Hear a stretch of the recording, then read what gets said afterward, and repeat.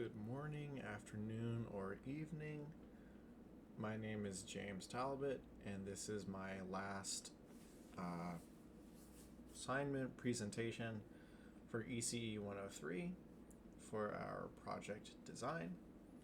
And my idea was an intelligent standby power management system. So this would aid in managing phantom load or extra power being used by our devices or appliances and stuff like that. So yeah, let's proceed. Oops, sorry. There we go. So how did I decide on this topic in particular? I began by brainstorming 5 ideas. The first was an AI integrated energy manager. The second was a cloud-based classification tool. Rule-based current sensor strip. This was the one I ended up selecting. Wi-Fi enabled smart device. And voice assistant integrated power strip. And so the benefits of the one that I selected was its simplicity, because even though we live in an AI, infested world, it seems sometimes, it pays to have simplicity. For example, when I'm driving my car, honestly, like Tesla cars can have some cool features. However, reinventing the wheel and having touchscreen inputs instead of like mechanical buttons, especially for gear shifting or important things like that, yeah, you kind of can't beat simplicity. It's effective also. It does the job. It does what it needs to do. And it's a low cost in materials. There's not complicated software and hardware that goes into this, unlike the other options I have listed and the other options I've considered. So especially being an intro engineering course and I am kind of new to engineering, I thought it would be best to not, include complicated things such as those. So next slide. Documenting the problem solving process. I did this by utilizing first a decision matrix to kind of rank the cost, accuracy, usability, and reliability of each of the options listed. And the one that did get rated the highest was my rule-based current sensor power strip. So this is the process of which I went through. It was a 1 through 5 scale. And yeah, the one that came out on top was the rule-based power strip, as you can see right here. All right, so our goals. Our goals were to auto-detect, to have an auto-detect standby mode. So we wouldn't constantly be having to monitor power being used. This device would do that accordingly, and perhaps even be able to turn off if it's a device not being currently used. However, it does come in handy to have a manual override in case this device doesn't want to turn off or doesn't want to turn on or is doing something weird. So we need something to assist with that. We'll also have real-time feedback. So it pays to have real-time feedback. Data is more accurate. And compatibility with most, if not all, devices, hopefully. So, our constraints. We need to have this device operate at 120 volts and 60 hertz, because that's the standard house in America, the standard outlet parameters. It needs to be less than $100 because I just wanted it to be, I guess. It cannot interfere, especially with essential appliances. Like I had mentioned, a refrigerator. The refrigerator has to constantly be running. So we can't have a device detecting like, oh, it's using slightly more power. Let me shut off. And then, the consumer's food spoils. So we don't want that. And it must meet safety and maintenance standards. So how are these goals and constraints acquired? They're derived from the guidelines set by the Department of Energy. It was also developed by asking users what they would want from a device such as this. So that would take into account the next two bullets: target user behavior and needs, usability testing priorities. We also want to focus on low cost, low complexity, and high impact design. Speaking of design, here is my final design, just the basic views. We'll get into the other ones in a second. We have the front, the right, and the top. So there it is. Looks like your standard plug. So yeah, a device would be attached to this.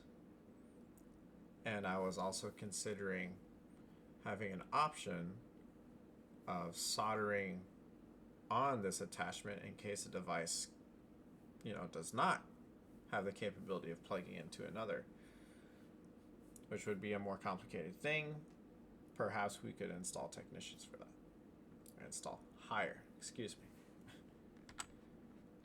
Okay, and here's the assembly. Two main components. Third component would be the internal circuitry. Here are all the other views: the top, the right, the front, and the isometric view. So there's that. So my design process, such as others doing this project: problem identification. I identified a problem. Electric bills are very high, especially in Arizona. The AC is constantly running. Our refrigerators are constantly running. It gets crazy. I think our bill sometimes gets like $400 or $500 a month. So it's crazy. Background research, finding credible sources. Perhaps people have already been researching this. Makes my life easier. The concept generation, realizing that this is an issue and it could help us ecologically. That also goes into my evaluation selection. That's why I selected it. It can save consumers money and the worry of using too much money. Also, it's good for the environment. Prototyping. We did have some initial designs, and I saw with this final design, it's more sleek. The first one was kind of blocky and ugly. In testing, we want to know if it works. We want to know if it integrates properly in people's houses, and if people would really notice a difference. Were all goals met? So the goals that we were able to achieve was the standby detection, the idle power cutoff. So if a device that's not essential isn't being used, power cuts off. Manual override, real-time monitoring, and we were able to get it to $100. I believe it's 72 or 74. I think it's on my next slide. The goal that was not achieved was a schedule feature. So that's just something that's going to be later on in the design process. That's science, that's engineering. We'll get to it in a future model. So how these major goals were met? Testing was able to confirm that the threshold-based detection works. It is compatible with standard US plugs. However, if an industry would want to use them, we'd have to go back to the drawing board. They have different standards. Industries, manufacturing, factories, etc. There's a typo. Manual override via button or app.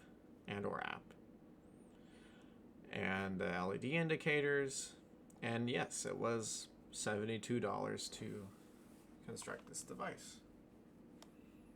So, did this project conform to such constraints? How could it be improved? It did conform to the constraints under $100, met the voltage standards and whatnot.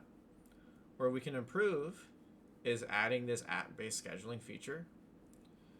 We'd want to create a detachable outlet design and enhance the real-time monitoring, perhaps including that, in a multiple device system. Like you can check from your phone, your laptop, stuff like that.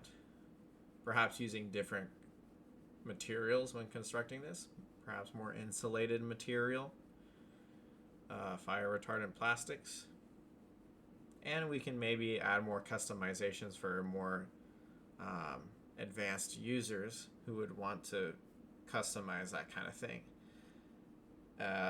We could also add a set to default settings feature in case somebody, gets a little in over their head. It happens to all of us. But that would be really good for beginner users who accidentally do something. So we would need to add that.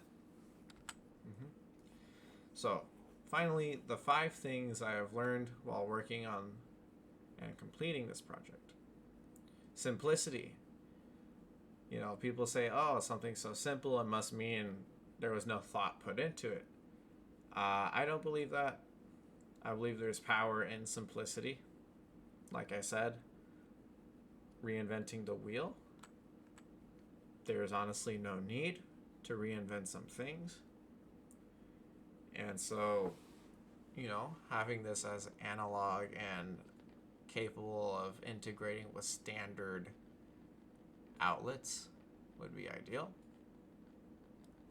Research is a driving factor. So I was able to come to these conclusions and construct this design through extensive research. Constraints, although they limit us, they boost creativity because they present an issue that we have to work around. And that working around could perhaps develop solutions that we may have not even thought about. Testing matters, and I feel like that's a given. Prototypes and whatnot. You want to test it before you release it, especially on a large scale. And finally, feedback. Receiving feedback from my peers was crucial and enabled me to make changes. I was told that the design I first had was maybe too blocky and clunky, too big.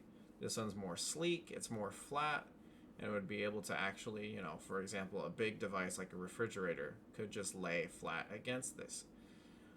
Beforehand, it was a very, thick design. It was almost as if, it was like those Amazon Alexa outlets. It was a pretty bulky design.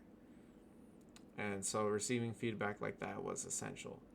But overall, I learned a great deal about the engineering process, and receiving feedback from my peers and instructor